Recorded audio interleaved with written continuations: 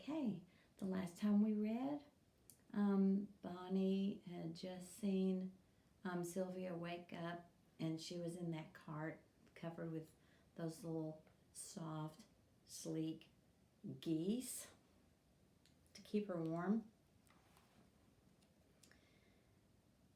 The geese were beginning to stir and stretch their long necks, and at first sight of them, Sylvia looked slightly alarmed.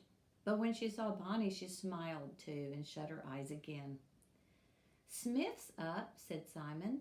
A thread of smoke dribbled from the forge chimney until they could see a red glow over the stable door in front, while the noise of bellows came in regular wheezing roar.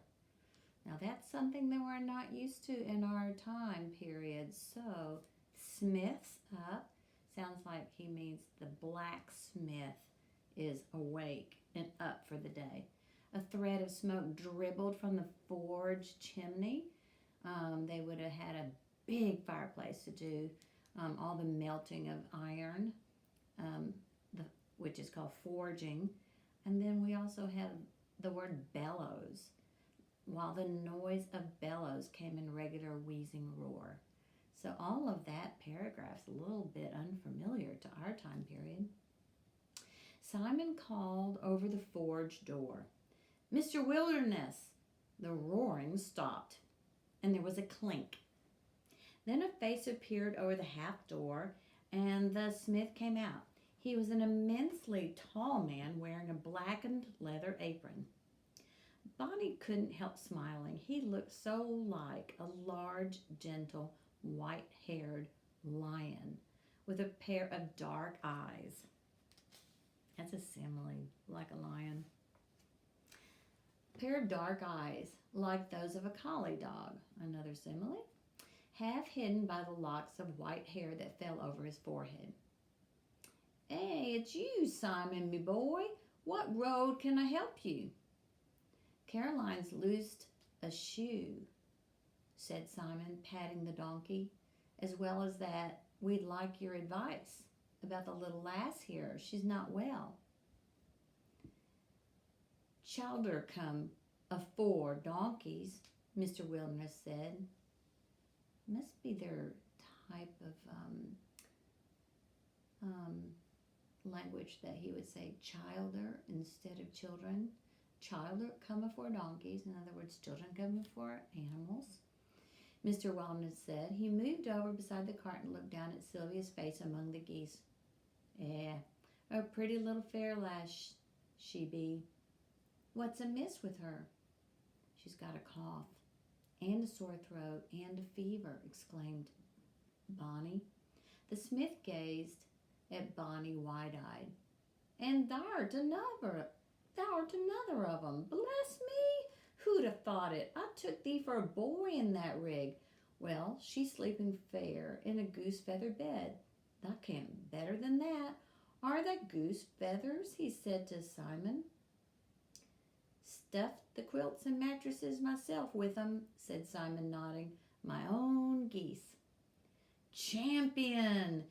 Goose grease for chilblains, goose feathers for a chill. We'll leave her in the cart." "Shouldn't she be put to bed?" Bonnie said doubtfully. "Nay. Where, lass? I've only the forge and the kitchen where I sleep mysen. Nay, we'll put her, cart and all, in the shipping. She'll be grady thar." He led them around the corner of the forge and showed them how to back the cart into a big barn with double doors on each side. When he opened these, sunlight poured into the place and revealed that it was half full of hay and lined along the walls with landing pins made from hurdles. A tremendous bang and bleating came from these, and walking along, Bonnie saw with delight that each pin contained a sheep and one or two or three lambs. "There's naught like lying with sheep 2 or 3 days for a chesty cough," pronounced Mr. Wilderness. He sounds really Yorkshire, his accent does. "The breath of sheep has a powerful virtue in it. That and a brew of my cherry bark syrup with maybe a spoonful of honey in it and a plateful or two of good porridge will set her to rights better than the grandest doctor in the kingdom. Put her in the sun there, lad. When sun gets round, we can open to udder doors and let him in that side. Now for a bite of breakfast. I'm fair starved, and happen you'll be the same if you've walked all the way from Glassburn. We've a pie and some victuals, Simon said. Nay, lad, save thy pie for later. Porridge is on the forge fire this minute, and what's better nor that? The geese had climbed and fluttered out of the cart and were busy foraging in the hay. Bonnie, after making sure that Sylvia was well covered and gone back to sleep, was glad to come into the smith's clean little kitchen, which opened off the smithy, and was as warm as an oven. They sat down at a table covered with a checked red and white cloth. Mr. Wilderness's porridge was very different from that served in Mrs. Brisket's school. It was eaten with brown sugar from a big blue bag and with dollops of thick yellow cream provided by Mr. Wilderness's 2 red cows, who stood sociably outside the kitchen door while breakfast was going on and licked the nose of Caroline the donkey. Well, things have changed. They're warm, they're treated kindly, they've got good food to eat. It's kind of making me want to cry. After the porridge, they had great slices of sizzling bacon and cups of scalding brown tea. Then the smith prepared a draught of his cherry bark medicine, syrupy golden stuff with a wonderful aromatic scent, and took it out to Sylvia, who was stirring drowsily. She swallowed it down, smiled a sleepy no thank you to an offer of porridge and cream, and closed her eyes again. Aye, sleep's the best cure of all, said Mr. Wilderness. You look as if you could do with it a bit too, my lass. Bonnie did begin to feel that she could do nothing but yawn. So Simon made her a nest in the hay and covered her with one of his goose feather quilts. Here in the sun, amid the comfortable creaking of the geese and the baying chorus of the sheep, she too fell asleep in a long and dreamless sleep. They stayed with Mr. Wilderness for 3 days until he pronounced Sylvia better and fit to travel. In the meantime, Simon helped the smith by blowing the fire and carving wooden handles for the farm implements he made. Bonnie washed all his curtains. She washed all his tablecloths and sheets, and she, aided by Simon, did a grand spring cleaning of the cottage. That was sweet of her. 2 months ago, I shouldn't have known how to do this, she said cheerfully, beating mats on the village green. Going to Mrs. Brisket's at least taught me housework and how to look after hens. Mr. Wilderness was sorry to lose them when they went. If thou had stayed another two or 3 weeks, the birds would have been nesting and the primroses all showing their little pink faces. Herondale's a greatly place in the springtime. Pink faces? Said Bonnie disbelievingly. Don't you mean yellow? Nay, they're pink round here, lass, and the geraniums is blue. But even with the inducement that they wanted to press on to London, they left with many farewells, promising that they would call in on the return journey or come over as soon as they were safely back at Willoughby Chase. The journey to London took them nearly 2 months. They had to go at goose pace, for in the daytime the geese flew out of the cart and wandered along as they chose, pecking any edible thing by the roadside. And as Simon explained, there's no sense in hurrying the geese, or by the time we reach Smithville, they'll be thin and scrawny and nobody will buy them. They must stop and feed when they like. Anyway, said Bonnie, supposing Mrs. Brisket and Miss Lockhart have set people searching for us, the search will surely have died down by the end of 2 months. So they made their leisurely way, picking flowers of which they found more and more as spring advanced. And they traveled farther north, watching birds and stopping to bathe and splash in moorland brooks. At night, they usually camped near a farm, sleeping in or under the cart in their warm goose feather quilts. If it rained, farmers offered them shelter in barn or hay mow.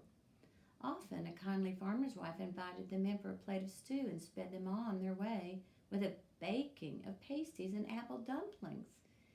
In return, Sylvia did exquisite darning, that means mending of torn clothing.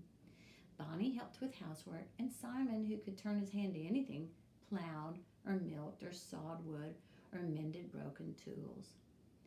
Doesn't this make you wonder what her mother and father would have thought of her doing these things? They wouldn't even recognize her. Pattern had smuggled one or two books and Bonnie's paint box from the attic out to the cart with the food and clothes, and these were a great resource on rainy evenings in the hay.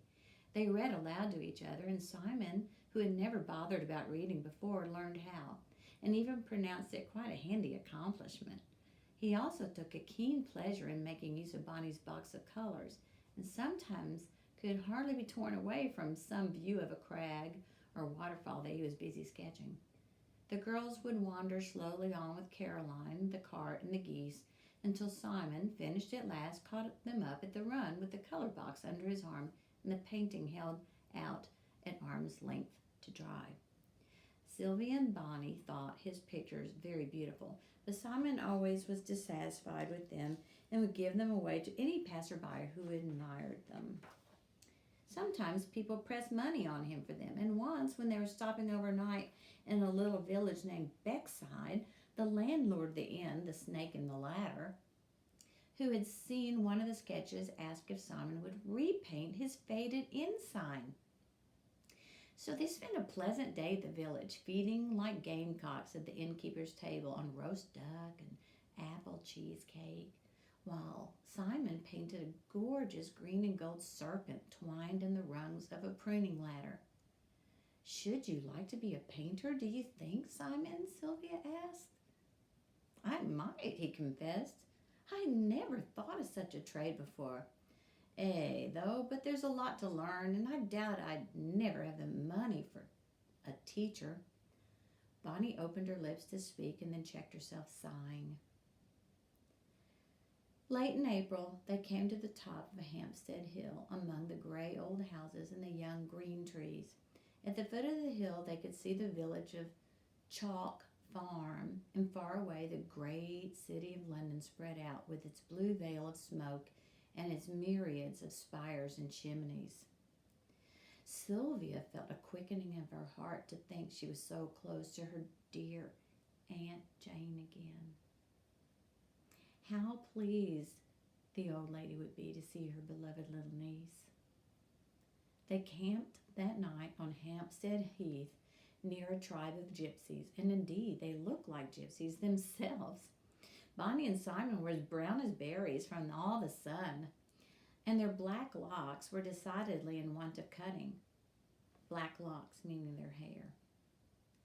While even Sylvia could hardly have been recognized for the thin, pale, fair child who had been sent to Willoughby Chase so many months ago, her cheeks were pink, and her hair, though not its original length yet, because remember they cut it at the orphanage, was now thick and shining, and it reached to her shoulders. They found an obliging dairyman in Hampstead village who was willing to keep Caroline and the cart for them in his stable, and next day they drove the geese down into London. We're going to stop there. They're in London.